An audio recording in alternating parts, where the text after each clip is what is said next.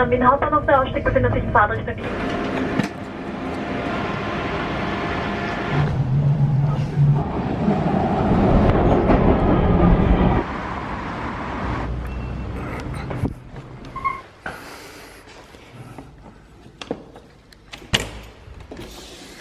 So here we are, arriving for the first time in the apartment in Vienna. Let's have a look around. It's a studio, this one, so the bed is here, and then there's a sofa here. I don't think that's a sofa bed this time. And there's a table here too. Having a decent table to work at is always important for me. They do indicate on the site whether there's a place for a laptop at least, but you'd be surprised how many of them don't have a proper table at all, and that's a no-no for me editing video and so on. Looking through here, there's going straight into here, this is a closet, sort of walk-in closet. I can see straight away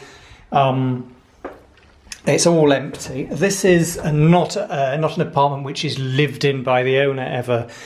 That's quite clear. There's some additional bedding in here, including, I'm glad to see, an extra duvet, because there's only one very light one on the bed. And then, so this is the kitchenette here. This time, as I knew from the description, there is a microwave, which is great. You'll see that there's not really much in the way of food here at all. Seems to be quite a lot of equipment. Again, this reflects the fact that this is purely a rental place. There's a coffee machine there, and let's see what's in these cupboards. Oh, that's the boiler, and there's some more crockery here, and no doubt in here too. There are some pans. Looks like a frying pan in there. And then in the bathroom, there's a washing machine here. I didn't know that actually. It said there's one in the building or in the apartment on the description. There's some clean towels here. The shower, obviously, we'll try that out later. I won't be filming. And there's a great wash basin here. And then the loo. It's 8:30 in the evening now here in Vienna, so I'm going to go out and get a bite to eat.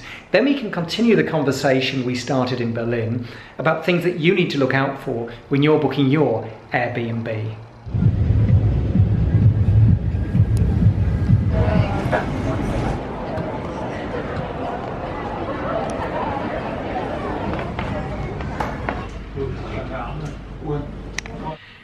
Hello again. Well, it's now a few days later. I've been living in the apartment. I still really like it. There were one or two niggles that have come to light in the way that they do when you live in a place. I just wanted to flag those up to you. First, we go into the kitchen. You know, it's all very well having this coffee machine, and I was impressed to see that here at the start, but it's one of those that takes special capsules. Well, if there were no capsules here, what's the point? It would have been a lot better, I think, if there'd been some sort of mocha pot or filter jug which anybody could have used. There's no draining board, so I've been using this mug to dry off the cutlery, and the crockery I have had draining on this tray. Rather inconvenient. The equipment in the kitchen feels a bit minimalist. There's this brush here for washing up. I was glad I've got my sponge though that I picked up in Berlin. There are no cloths of any description. There's just the one fruit knife here, which I've been using. There's also a knife which looks a bit like I suppose it's some sort of meat knife, maybe it's a bread knife, which is here. But that's really not enough if you wanted to do any serious cooking of your own, I'd say.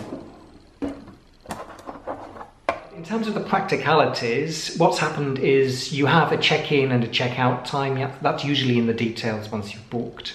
And then you'll either be dealing with the owner themselves. I had a memorable welcome from Mikael, the owner of the Airbnb I stayed in Bratislava last year.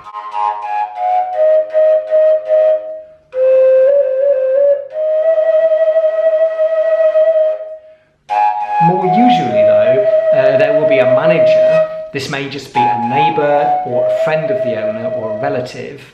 There are also professional companies which make a business out of running Airbnbs for the owners. I'm dealing with what seems like some sort of informal manager, maybe a friend of the owner here most of the time. I was given his contact details. I had a problem getting onto the internet. He responded. He then contacted the owner. They got back and forth. It was sorted out. He just sent me the wrong code, actually, it turned out. So that's the way that sort of thing works.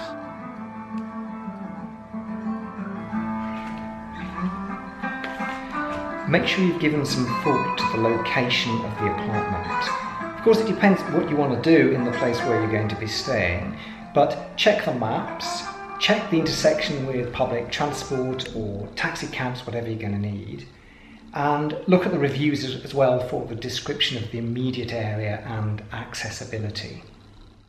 One thing that can be really important, of course, is noise levels. Is your Airbnb on a quiet side street?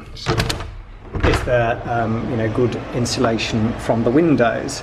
Is there a building site opposite, as there is here? Fortunately though, it's not really very noisy, and certainly nothing at night. This is actually basically a quiet side street. We've got the Westbahnhof down at the end there, just beyond those buildings. So I haven't had a problem here.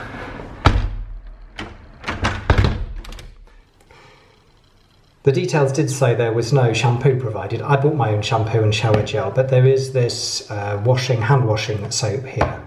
It's great that there's a hairdryer. That was listed on the website. The washing machine was also listed. It wasn't clear whether it was in the house, as I said before.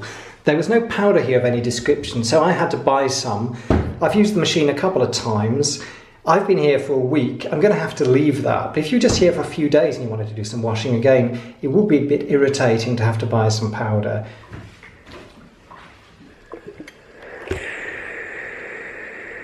In the Berlin Airbnb, one of the reviewers had complained about noise from above, from the residents walking around on the parquet floor. There was some of that during the day, but it wasn't at all a problem during the night. I think relations had broken down though between that reviewer and the owner. There was a whole string of complaints from the reviewer, and the owner said that the person had been partying in the apartment. You've got to look at all the reviews, take the balance of them, because people can have a bad day with their review. They can just be unlucky the time that they're there. They can be influenced by other factors, and people have very different expectations too.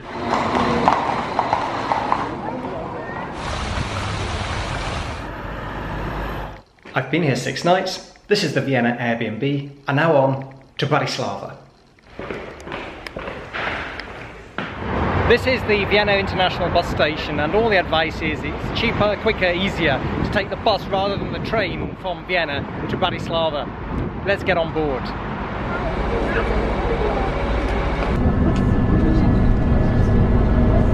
I've let the owner of the Bratislava apartment know that I'm on my way, going to be at the door I hope by about 3 o'clock. She said she's going to come and meet me, so it looks like she's managing this apartment directly.